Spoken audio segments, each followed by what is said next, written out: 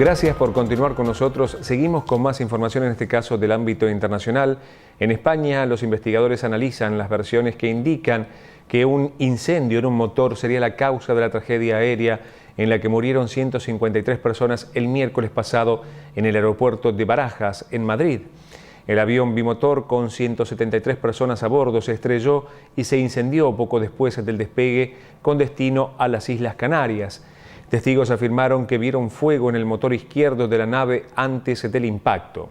El avión era operado por la firma Spanair, la segunda aerolínea más grande de España. Se trata de uno de los accidentes aéreos más trágicos de los últimos años en Europa, del que solo sobrevivieron 28 de los 173 pasajeros y miembros de la tripulación. Y continuando con más noticias internacionales, el presidente de Rusia, Dmitry Medvedev, mantuvo una conversación telefónica con el primer ministro de Israel, Ehud Olmert.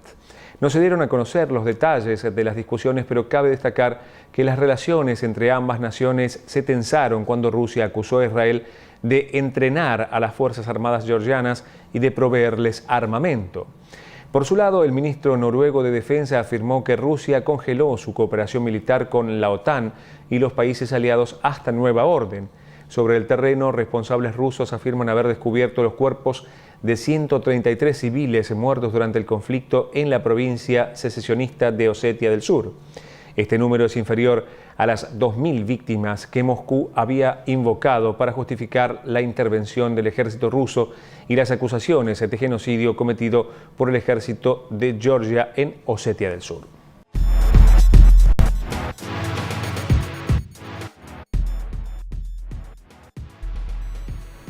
Bolivia. El martes pasado se produjeron enfrentamientos entre varias centenas de manifestantes antigubernamentales y grupos de partidarios del presidente Evo Morales.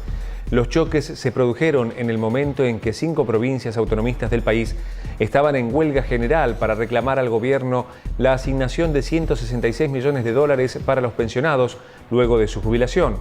La policía utilizó gases lacrimógenos para dispersar a la multitud en la provincia de Santa Cruz, considerada un bastión de la oposición contra el presidente Morales. Al día siguiente, militantes opositores bloquearon carreteras en las regiones de Santa Cruz, Pando y Beni. Argentina. Varias organizaciones de derechos humanos reclamaron la dimisión del presidente del Comité Olímpico de ese país, Julio Casanello.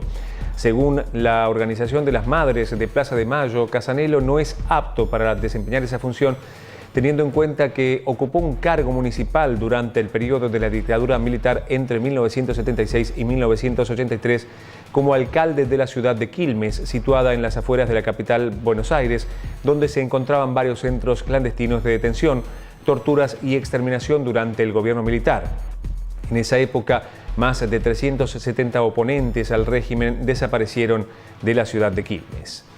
Perú. Miles de indígenas del Amazonas continuaron este martes bajo un clima de tensión su movimiento de protesta contra el gobierno del presidente Alan García. El lunes, el gobierno declaró el estado de emergencia debido a los actos de violencia que tuvieron lugar en varias regiones del Amazonas. Los indígenas están ocupando una central hidroeléctrica y varias instalaciones petroleras. Los manifestantes están disgustados con el gobierno, al que acusan de haber autorizado la construcción de industrias y otorgado concesiones mineras en sus territorios sin su consentimiento. México. El presidente Felipe Calderón presidirá una cumbre para tratar la crisis de violencia que sacude al país. El encuentro tiene como objetivo reducir los asesinatos y secuestros ligados al narcotráfico que dieron lugar al temor y a la indignación entre la población mexicana. El reciente secuestro y asesinato de un adolescente perteneciente a una de las familias más adineradas del país tuvo como resultado el descontento popular, que acusa a la policía de haber participado en el secuestro. Varias protestas están programadas para el fin de mes. Desde el inicio del año, la violencia ligada al narcotráfico dejó un saldo de 2.682 personas muertas en todo México. Los gobernadores de los 32 estados mexicanos tomarán parte en esta cumbre que se llevará a cabo en la capital del país.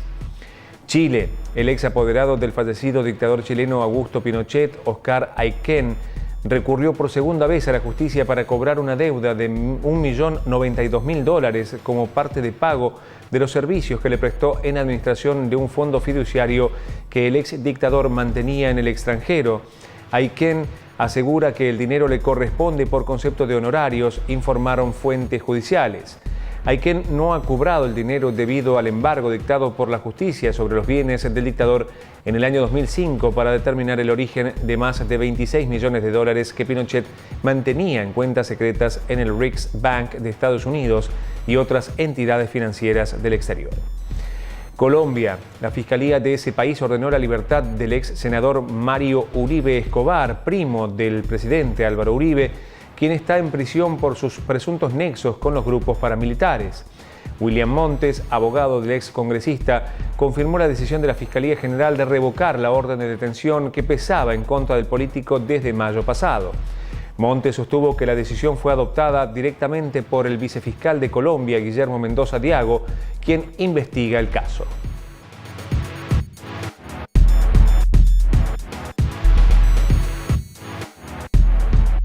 Y para nuestra agenda cultural de esta semana, el saxofonista de origen argentino Damián Nisenson presentará 3 espectáculos acompañado en cada ocasión por conocidos artistas de la música contemporánea de nuestro medio. Las presentaciones tendrán lugar los jueves 4, 11 y 18 de septiembre a las 20:30 horas en el bar 10 Ons, ubicado en el 4115 de la calle Saint-Denis en la ciudad de Montreal. Y continuando con la agenda cultural, la 17ª edición de la Fiesta Hispana tendrá lugar desde el 29 de agosto hasta el 1 de septiembre en la Plaza Mel Latsman, situada en el 5100 de la calle Yonge en la ciudad de Toronto. El evento contará con actividades culturales, musicales y artísticas. Para más información, visitar la página de internet www.hispanicfiesta.com o llamar al 416-240-9338. Nuestra periodista Verónica García López tuvo la oportunidad de obtener declaraciones de la hermana del joven fallecido en el barrio de Montreal Norte de la ciudad de Montreal días pasados. Con ustedes el informe. El pasado 9 de agosto, el sector de Montreal Norte se vio alterado cuando un agente de la estación de policía de la sección 39 disparó 4 veces hiriendo a Denis Meas y Jeffrey Sagor, matando de esta manera también al residente hondureño Freddy Villanueva, de tan solo 18 años de edad. El incidente provocó varias reacciones por parte de la opinión pública, así como un gran movimiento en medios informativos y organizaciones sociales que denominaron el acto como un nuevo atropello policíaco que se inscribe en el largo recorrido de la represión del abuso y la brutalidad policíaca en Montreal. Al respecto, Patricia Villanueva, hermana de Freddy, se mostró contrariada frente a la situación y después de la conferencia de prensa el pasado viernes, aún no se explica qué fue lo que sucedió con la muerte de su hermano. ¿Tienen alguna hipótesis? ¿Tienen algo que ustedes piensen que fue lo que pudo haber provocado la situación? No, porque yo no creo que haya algo que pueda provocar a disparar 4 veces así nada más. Es muy difícil hacerse la idea, eso es justamente lo que queremos saber. ¿Por qué 4 disparos? ¿Por qué? Fue un error que cometieron y que pues realmente lo que queremos como familia es que se resuelva eso y que sinceramente que no vuelva a pasar, porque como dije antes, pasó una vez, puede seguir pasando, ya ha pasado antes cosas así, entonces yo creo que toca tomar medidas para que eso no se repita, digamos, son vidas inocentes que se pierden y no creo que nada justifique una muerte. Mientras las investigaciones continúan, las preguntas, contradicciones y la incertidumbre quedan en el aire, responsabilizando en todo momento al servicio de policía montrealés. Y después de esta tragedia, lo único que le queda a la familia de Freddy Villanueva y al Cartier de Montreal Norte es la unión. Informó para Nuevo Mundo Noticias, Verónica López García. Muchas gracias, Verónica, por el informe. Y de esta manera llegamos al final de un nuevo resumen de noticias semanal de Nuevo Mundo Televisión. Gracias por acompañarnos. La cita es la semana que viene con un nuevo resumen informativo.